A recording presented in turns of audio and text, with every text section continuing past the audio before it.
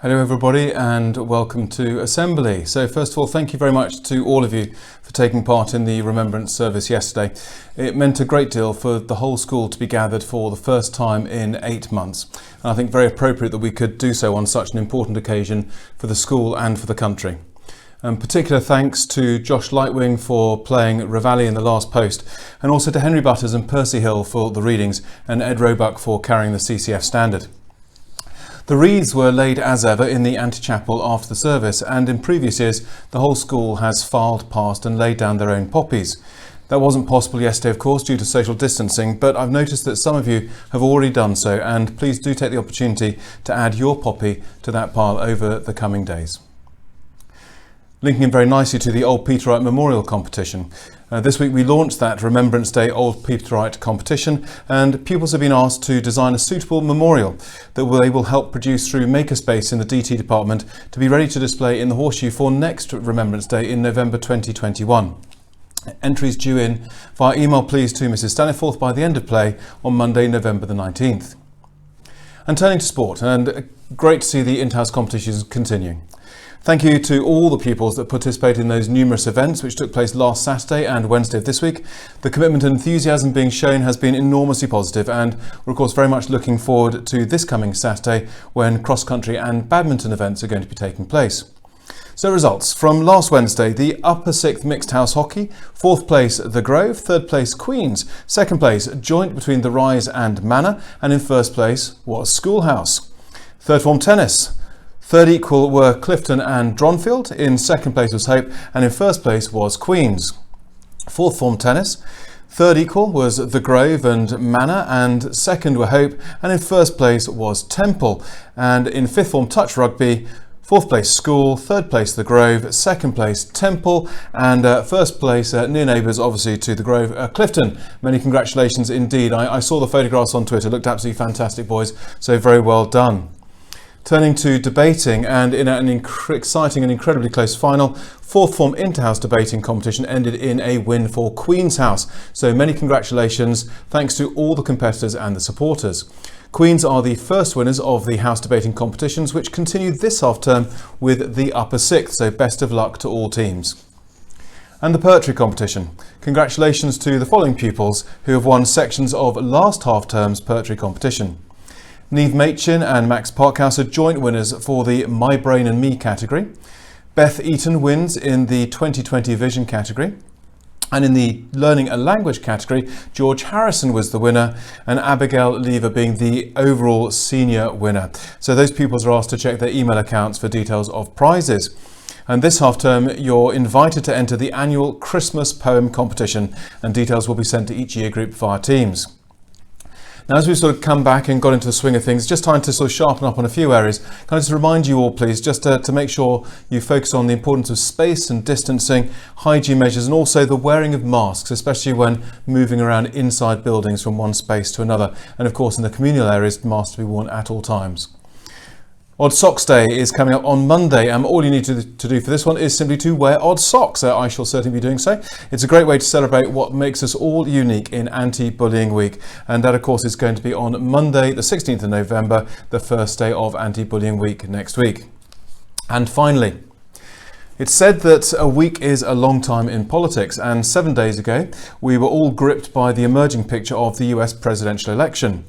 It now seems clear that Joe Biden, Barack Obama's former vice president, has succeeded in winning a good majority of the Electoral College votes, as well as a clear majority of the popular vote. Indeed, the highest number of votes ever cast for a US president in the highest election turnout since 1920. The other story is Donald Trump's refusal to accept the results of the election and to launch a series of legal challenges against the counting of the votes. And much has been made of the contrast between President Trump's response to today's election result and those of previous contenders. A very famous example of a candidate delivering a gracious concession speech came from Senator John McCain in the 2008 election, which saw Barack Obama become the first African-American president of the United States. Addressing his supporters, he began by saying, "My friends, we have come to the end of a long journey. The American people have spoken, and they have spoken clearly. A little while ago, I had the honour of calling Senator Barack Obama to congratulate him on being elected the next president of the country that we both love. Well, that was met by a chorus of boos from the crowd, but Senator McCain quietened them down and continued, saying, "In a contest as long and difficult as this campaign has been, his success alone commands my respect for his ability and perseverance, but that he managed to do so by inspiring the hopes of so many millions of Americans who had once wrongly believed that they had little at stake or little influence in the election of an American president is something I deeply admire and commend him for achieving." Cue more boos from the crowd, although fewer this time. He continued, "This is an historic election, and I recognise the special significance that it has for African Americans and the special pride that must be theirs tonight." Well, then a smatter of applause could be heard, and the booing had stopped. And as the speech went on, that applause became longer and louder, and Senator McCain noted, "Senator Obama and I have had and argued our differences, and he has prevailed. No doubt many of those differences remain. These are difficult times for our country, and I pledge to him tonight to do all in my power to help him lead us through the many challenges we face. Whatever our differences, we are fellow Americans, and please believe me when I say no association has ever meant more to me than that. It's natural tonight to feel some disappointment, but tomorrow we must move beyond it and work together to get our country moving again." It showed tremendous character for John McCain to say those words, having just lost the opportunity that he'd hoped for so sincerely to serve as president, having been also a decorated Vietnam War veteran. And George W. Bush is also credited with a gracious departure in his letter that he left on the desk of the Oval Office for Bill Clinton, who defeated him in the 1993 election. And in that letter he wrote, "I wish you great happiness here. I never felt the loneliness that some presidents have described. There will be very tough times made even more difficult by criticism you may think is not fair. I'm not a very good one to give advice. Just don't let the critics discourage you or push you off course. You will be our president when you read this note. I wish you well. I wish your family well. Your success is now our country's success. I am rooting hard for you." In terms of the comparison with Donald Trump's response, perhaps the mayor of Philadelphia summed it up most succinctly when he said to reporters that it was time for President Trump to put on his big boy pants and acknowledge the fact that he lost, and he needs to congratulate the winner. Being gracious in both victory and defeat is something which we all seek to encourage. No one likes a sore loser in the same way that no one likes an arrogant winner. And as we go through life and learn from success and setback, such attitudes are very important to develop. That's not to say it's wrong to strive for an ideal or to be committed to a cause and seek success. Far from it. That develops important characteristics too, such as tenacity, courage, resilience and resolve, something I spoke about a little while ago when recalling the example of the great explorer Ernest Shackleton. This week we've been in the season of remembrance for those who sacrificed their lives in war and conflict, and it's right that we seek to learn from their example of courage and bravery, in a similar way that we look to people such as Nelson Mandela for inspiration. Mandela said that his favourite poem, and one which kept him going during his long imprisonment, was Invictus by William Ernest Henley, and you may well know it. "Out of the night that covers me, black as the pit from pole to pole, I thank whatever gods may be for my unconquerable soul. In the fell clutch of circumstance, I have not winced nor cried aloud. Under the bludgeonings of chance, my head is bloody but unbowed. Beneath this place of wrath and tears looms but the horror of the shade, and yet the menace of the years finds and shall find me unafraid. It matters not how strait the gate, how charged with punishments the scroll. I am the master of my fate. I am the captain of my soul."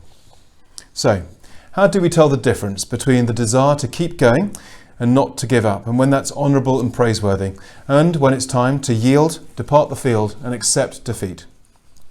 It does of course come down to that most important skill of discernment, judging situations, contexts and making nuanced decisions. That can sometimes take an entire lifetime to master, but we all have plenty of opportunities in our daily lives, especially when faced with challenges, and sometimes it comes down to the very simplest of emotions, when something simply feels right or feels wrong. Many years ago at university, I wrote a thesis on wisdom literature in the ancient Near East. Wisdom literature is famous as a genre in the Jewish writings of the Old Testament, and examples can be found in the book of Proverbs, such as, "When pride comes, then comes disgrace, but with humility comes wisdom. Reckless words pierce like a sword, but the tongue of the wise brings healing. The mocker seeks wisdom, and finds none, but knowledge comes easily to the discerning. One of the reasons why I wanted to write that thesis is that the writings were not confined solely to the Jewish tradition, but could be seen all across the ancient Near East, including Mesopotamia, Babylonia, Sumeria and Assyria. And I was intrigued by the way in which it was such a significant element of civilization, not just at the time, but through into the present day. This does, of course, serve to prove what we all know, that in some ways there is nothing new under the sun. But in fast-changing times, perhaps looking to the wisdom of the past may be of some benefit to those who hold and seek power in the present. So, stay safe, go well, crack on.